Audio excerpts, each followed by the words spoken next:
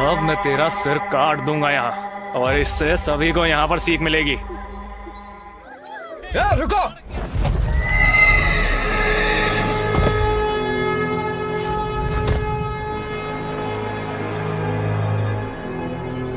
ये तो मैंने पहली बार सुना कि किसी का गला काटने से पुण्य मिलता है। यहाँ क्या कर रहे हो?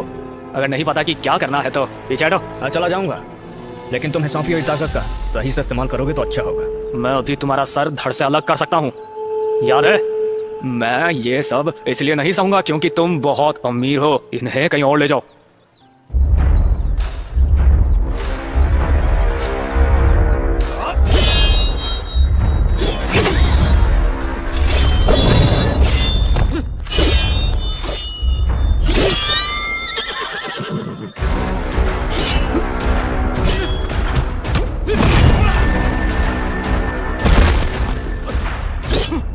मारो उसे।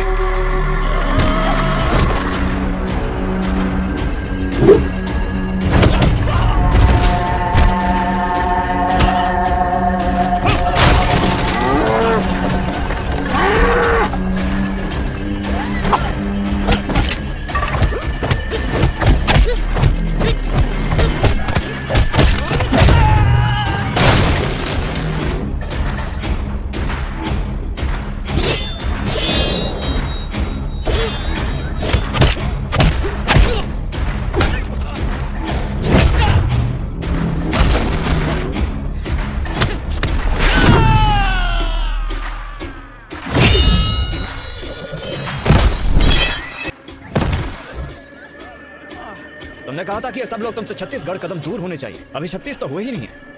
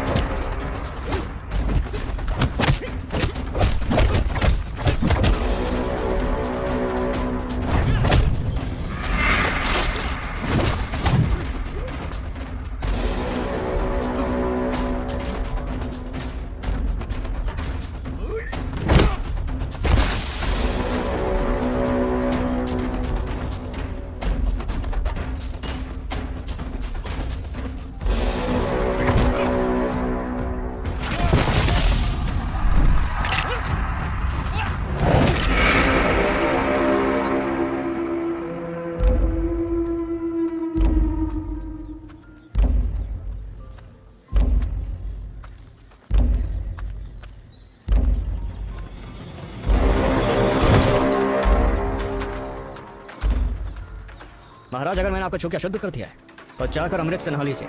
मैं तुझसे बदला लूंगा। फिलहाल के लिए खुद को ही बचा लीजिए। अगर इनकी तरफ आंख भी उठा के देखी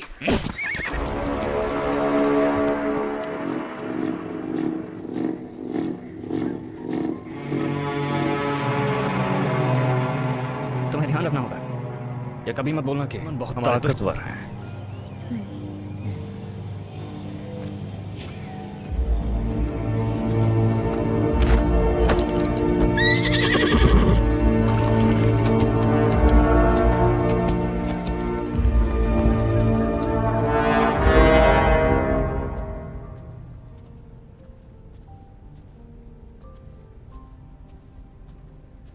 महाराज, आपको ऐसे टाइम पर दुखी करने के लिए माफ करना, लेकिन आपको कुछ जरूरी बात बतानी है। बताओ। चेरतला में आज कुछ अजीब हुआ था। हमारी सेना का प्रधान नंबी, उसने उस औरत को मारते मारते वहीं पर छोड़ दिया ऐसे ही। ये सब कुछ उसी की वजह से हो रहा है। वो सारे के सारे नीची जाति के। वहाँ के लोगों ने हमें बताया कि कोई भी अब वो टैक्स नहीं भर रहा। इस सब के लिए वही जिम्मेदार है। महाराज, अगर आप हमें आज्ञा दे तो हम उसे काल कोठरी में बंद कर देंगे। भारत में और कहीं आपको ऐसा टैक्स नहीं दिखेगा। ये बस यहाँ पर ही ऐसे टैक्स होते हैं।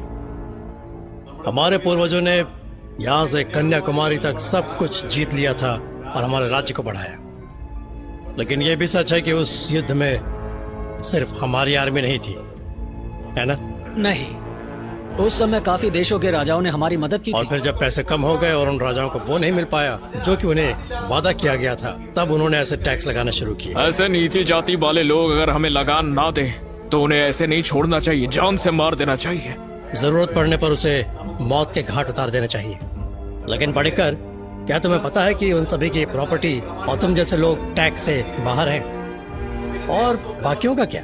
अमीर लोगों के पास किसी प्रकार का कोई टैक्स नहीं है, लेकिन वेलायुधन ऐसा नहीं है। वो प्रतिदिन बहुत सारा पैसा टैक्स के रूप में देता है। इसके अलावा जब कभी कमी हो जाती है या किसी प्रकार की देरी होती है, वो अपना टैक्स एडवांस में दे देता है। इस बारे में सोचना होगा। तब तक आप ये कर सकते हैं कि पद्मनाभ स्वामी की और साथ में मेरी मान की रक्षा कीजिए, नहीं तो मुझे तुम्हारे विरुद्ध एक्शन लेना होगा। अरे जल्दी आओ। हाँ बस आ गया।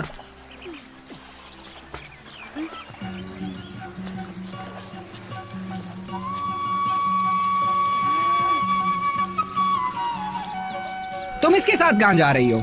मैं तुम्हारे पास ही आ रही थी। मैंने तुम्हें कल नहीं देखा। कल चारा खिलाना था और रात में मैं वहाँ पर भी चला गया था और उसके बाद महाराज ने मुझे फिर से चारा खिलाने को कहा था और आज तुमसे मिलने आ गया। अच्छा ये बताओ कि कल क्या हुआ था? सब लोग यही कह रहे थे कि वो उसी की वजह से बची है। सही बोलूं तो ये सच है। अगर वो नहीं आता तो तुम आज मुझे जिंदा नहीं देख रहे होते। ये तुम्हारे गाल पर क्या है? ये तो उसी ने मारे हैं। वो लोग ये सब क्यों करते हैं? शुक्र है भगवान का कि उन्होंने बचा लिया। वेलायुध चेकावर सच में भगवान की तरह प्रकट हुए। इस बर्तन में क्या है? क्या गुड़ का हलवा है? आज मेरा जन्मदिन है। पापा ने हलवा बनाने को कहा, फिर मैंने तुम्हारे लिए भी बना लिया, तो मैं अब तुम्हारे लिए लाई थी। इसका मतलब तुम भी मुझसे प्यार करती हो ना? मैं हमेशा सोचता था। ऐसा क्या? मुझे पता है कि तुम किसी से ज्यादा मतलब नहीं रखती, फिर भी तुम्हें मुझसे प्यार हो गया। हमारी शादी हमारे माँ बाप ने तय की थी, है ना? क्या आप वहाँ चले? ऐसा है कि उन्होंने मुझे वहाँ बुलाया है। अब मुझे